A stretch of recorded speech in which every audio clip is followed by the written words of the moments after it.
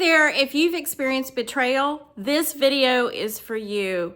Hey there, I'm Leslie Noble, and this is your daily no bullshit truth. I've been a therapist for close to 30 years, and I help people heal from betrayal and rewrite their stories. Let's get into it. So, betrayal wakes you up, and it tells you the truth. And I'm not saying this in a shaming way. I'm saying this in the way of that it gives you clarity. Number one is we tend to see people through our own lens of goodness, meaning we see things through the lens of what we would do in situations, but it's not necessarily the truth of what the other person does.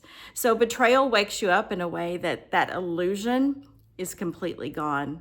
It takes off those rose-colored glasses. And that is not always a bad thing, which leads me to my next point.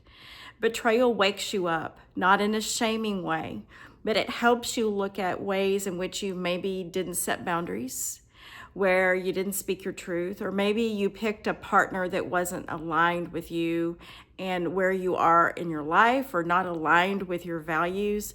Betrayal can give you clarity. It is painful as it is, it's a lesson in clarity because it helps you rewrite your story in a way that helps you find a partner that's better aligned for you. And number three, betrayal wakes you up because it teaches you what you need to work on within yourself.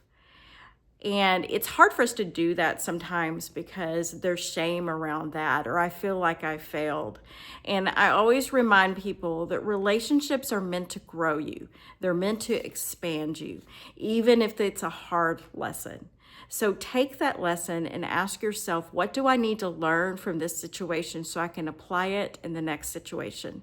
A lot of times people don't do that because they don't want to look at themselves in the mirror, but that's such an important part of healing so that you can take accountability for your life, develop self-agency, and move into that next relationship with a lot more confidence, but also a more healed version that was in the last relationship. So if this was helpful to you, please like, subscribe, follow along. I'd love to have you as part of my community. And there's a lot more where this is coming from. See you next time.